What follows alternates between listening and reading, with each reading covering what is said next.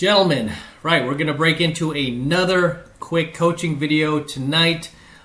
This one is in regards to the fact that women do not want to work for another woman. And statistically, if we're going to go right to the statistics, overwhelmingly over 80% of females in the workforce do not want to work for another woman. Whoa, what happened to women supporting women? Hashtag women having each other's backs and all this other malarkey that you see them post on social media. This is all just part of their Machiavellian behavior, their deceptive behavior to on the surface look like they support each other, but beneath the surface they do not, right? And we're going to break into this study here, and it's always funny to me how these people always act so shocked. What? Women don't want to work for women? No, they don't. They rather have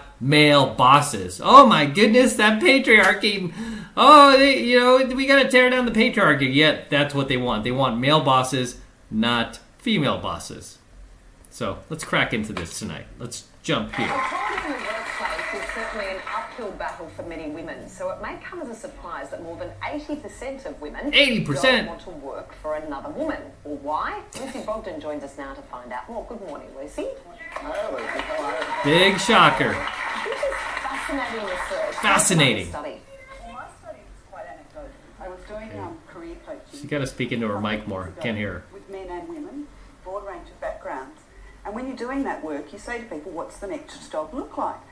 And I suddenly got struck by the number of women that could articulate the companies they wanted to work for, the type of work. And then consistently they'd say, oh, by the way, I don't want to work for another woman. There you have it. They do not want to work for another woman. Let's hear her explanation, then I'm going to give you the actual explanation based on somebody who formerly worked in corporate America and heard it from plenty of my female coworkers. They dreaded if they had to have a female boss. They just absolutely dreaded it. So much so, many of them would even consider quitting their jobs, if not flat out quit, because of a female boss. So I started to track these numbers. We got to around 80%. I asked colleagues. Probably and they were 90. Similar numbers. And I knew that was, a small, not very scientific sample. But if you go to the literature, there's huge studies all replicating these findings. Gallup in the US has actually tracked this for 60 years, and we're still not shifting the data too much, which is really a shame. It checks out with my... Because things will not change, lady. She's thinking, the data should be shifting because it's feminism and, more women are out there helping other women. No, they're not. No, more women are out there pulling the rug out from underneath each other because, as I say, like most... especially in the corporate environment, a lot of these women are, they don't want a female boss, regardless of what Sheryl Sandberg has to say. Right? Women just make terrible bosses. In workplaces I've been in, there have been huge schisms between female employees and female bosses where it was pretty much an all-out Cold War. Like Yep. It was, and not talk. Yep. Not Careful, talking, you might get cancelled. Undermining. Yep, see, he just said it. Not talking, but undermining. Undermining. Not talk. Yep. Not talking and, Do you know why, Lucy? undermining. Are there reasons Of course, they given? Are cut him there off. They have to talk over his ass because he's a guy. But anyway, he said, they're not. He said there's just a huge disparity, and it usually ends with them not talking and just undermining each other because that's what women do. That's part of female nature. There's issues of competitiveness, I think, certainly, and our stereotypes are quite primal. Yep, So I think competitiveness it's for really sure. incumbent on women to continually check those. If we don't acknowledge behaviour, we can't change it. They're never gonna change it, lady. This chick is like smoking grass. Used to be the old code word for weed, but she's smoking grass, man. I mean, because this is just female behavior on full display in the workforce. It's not going to change. You can twist their arm as much as you want. These chicks do not change. New women coming into the workforce have to understand that just because they have a female boss, she's not their best friend. She's a boss. She's got a job to do and be a boss.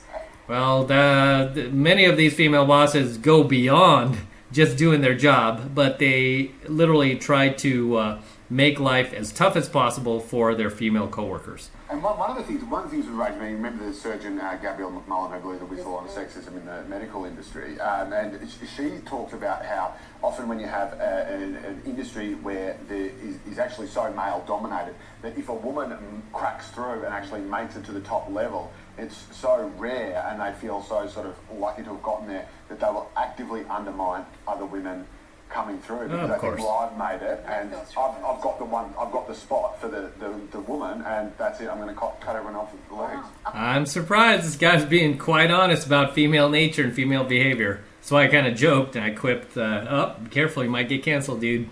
Like, he said this, how dare he? Cancel him. Make sure he never works again. In my experience, I've had one or two female bosses, and I've always found them to be an ally and quite supportive. So that's been my experience. I haven't really found, maybe I'm going against your findings, Lucy. Yeah. But I also think that a woman leader needs to be sort of wise and supportive as well. And so perhaps, I don't know, as you say, once they get to that position, they become really protective of it. Well, because women are power hungry. I've told you guys that. Women cannot be trusted with power on any level, especially, definitely not in the workplace, but other areas too, definitely not in government. But you give a woman power, they will get drunk on that. Right? They will get drunk with power, and they will abuse it, because that's part of their nature, is to abuse their power. As you see many women in government do. They abuse their positions, they abuse their power, and, they just don't do the right thing with it. So, And the data does bear that out. And I think, I'm always mindful of Madeleine Albright's great comment, there's a special place in hell for women that don't look after other women. I love that quote, because I think as a woman, that comes with a responsibility to look after other women around you. So instead of pulling that ladder up behind, as some women bosses do, I think it's really incumbent on all of us to look at our journey, acknowledge the struggles, and some women really sacrifice to get to their position. Acknowledge that sacrifice, celebrate their success, but at the same time realise it's not actually character building to make the struggle the same for everybody. Make it easier. Yeah, that would require for women to have integrity, which, is I've always said that's a male trait, man. Integrity, morals, ethics, honor. These are male traits. They're generally not female traits. And any women who display these traits, especially towards another woman, has an ulterior motive at hand, has an agenda, and isn't really doing it for altruistic reasons. This is just basic female nature on display. Difference in a different type of professions. Like I know we're talking about, if there are fewer women in the workplace, perhaps the women who are there are more aggressive and they're also more protective of their position because there's not as many of them. Whereas maybe where Ange worked at the ABC, for example, or in female-dominated professions, that would not be a problem because it's simply the norm. So don't have that. Female-dominated professions have their own set of issues, and there's huge studies around nurses, particularly, and the culture there and bullying there. Interestingly, when you look at the bullying data, more women bully other women. True. Much more even-handed in their bullying targets. So. Absolutely, and that's one thing. This is why I laugh when I see these social media posts on International Women's Day, where these women are, posting other photos of women that they're supporting and women that they admire and all this. It's like, dude, who are you guys fooling? You all hate each other. Who are you kidding, man? The data shows that you guys bully each other to no end, and then you go out and start these bullying campaigns. The behavior is just so transparent. It's sad. I mean, even the female haters I get, just the tactics they use, it's so predictable, right? Because they do this to each other. Like, they try to do character assassinations on you, shaming, ad hominems, make fun of anything physical they could point out about you that they can, mock, because they do this to each other, right? It's very childlike, it's very juvenile, and this is why I say most women are just overgrown children in adult bodies. Okay, I didn't say all, I'm just saying many, if not most. There's some real behavioural things going on. Surprising, isn't it? Yeah. Well, it's surprising and disappointing. Surprising. Yes. As women... No, it's not surprising. Stop lying. It's disappointing, yes, but it's not surprising. And all people in the workplace. it goes back to, David Morrison's great comment about, the behaviour you walk past is the behaviour you accept. And he was talking at the very sinister level of sexual abuse in the workplace.